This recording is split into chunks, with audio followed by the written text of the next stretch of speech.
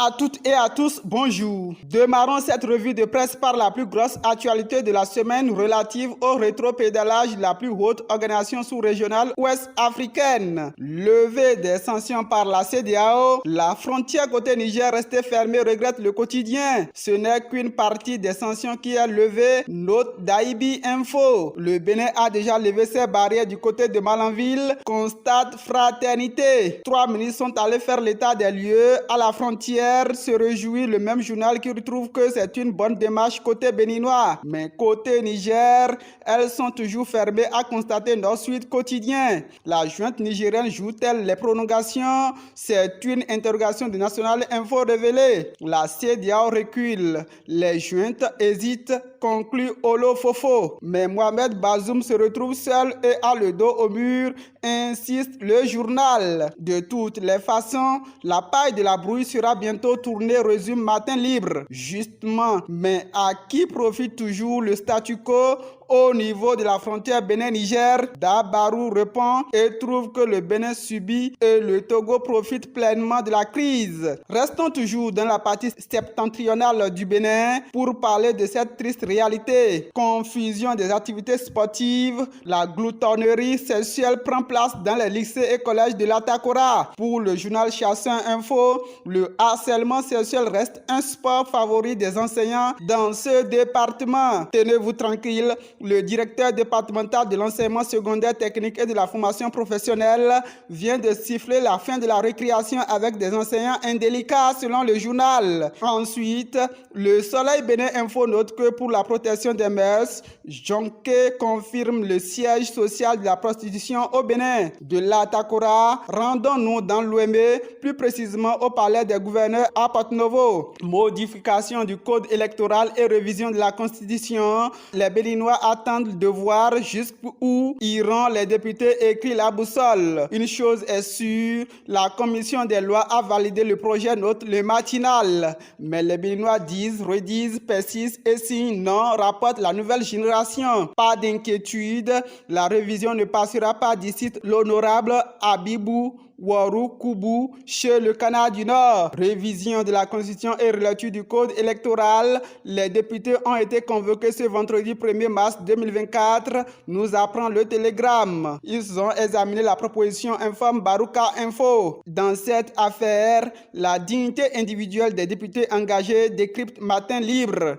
Contre toute attente, le Parlement a rejeté la révision constitutionnelle proposée par le député Hassan Seibou, informe Libre Express. 7 députés du camp de Patrice Talon ont voté contre la recevabilité dont 2 abstentions. Perspective 2026 à l'IP Le Renouveau, Joseph Djogbenou, candidat au Dauphinat, titre de façon siamoise les 4 vérités et Nassiara. Mais une fois Matin Libre n'est pas libre dans sa peau, le journal trouve que la manipulation de la Constitution en Afrique gangrène et les coups sont bien responsables du recul démocratique de notre île.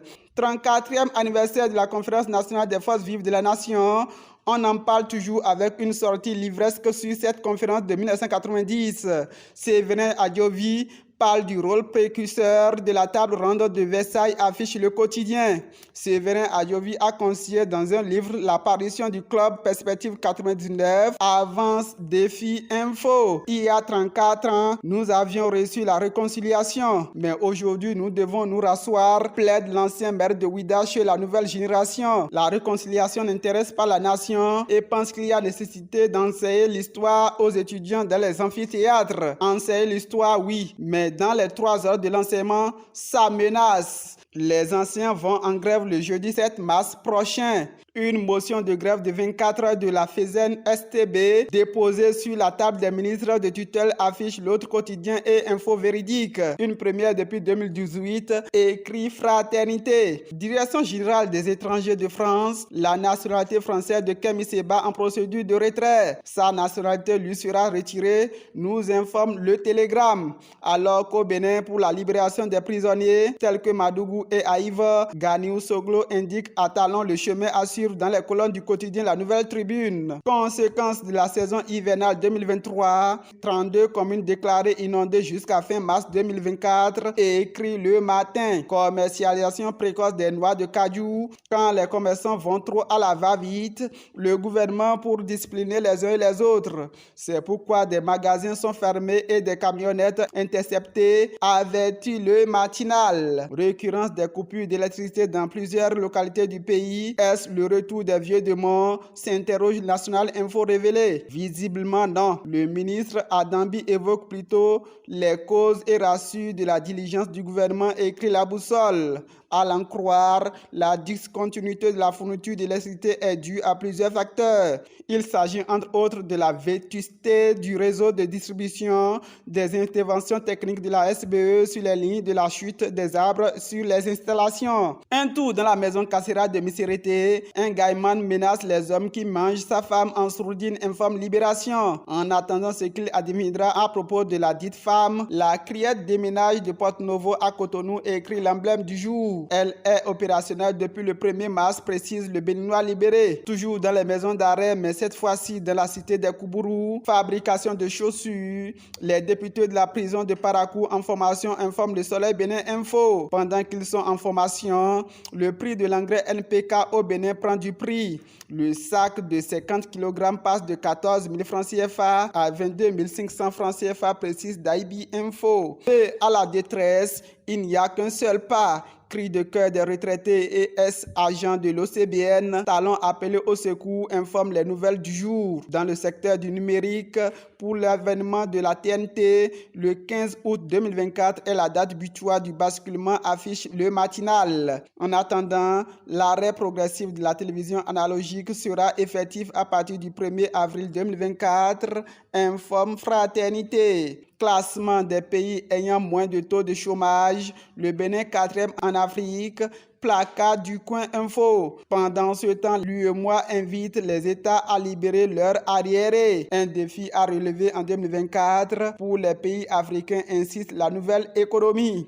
Mission onusienne de maintien d'ordre et de sécurité. Le Bénin veut envoyer 2000 soldats en Haïti, informe Le Matinal. Déguerpissement semaine dernière à Togmin.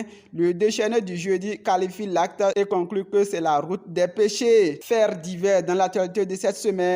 Mon mari m'a donné la permission de sortir avec d'autres hommes. Une femme se confirme au journal Le Grand Matin. Parallèlement à ceci, un fait matricide défraie la chronique à Malanville. Un jeune charcute à mort sa mère, regrette les 4 vérités. Maître du CA Alfred Fayon d'Adjoun, 2 suspects dont son épouse interpellée, écrit Le Canard du Nord. Ils croupissent déjà à la prison, se frottent les mains le télégramme. Alors qu'au Ghana, le Parlement durcit sa loi sur l'homosexualité selon le Figaro national. Le potentiel pense que le Bénin doit copier le Ghana sur la loi anti-homosexuelle. Football. 1 an après l'arrivée de Grenoble-Hérode à la tête des Guépards, Fraternité résume un bilan en demi-teinte.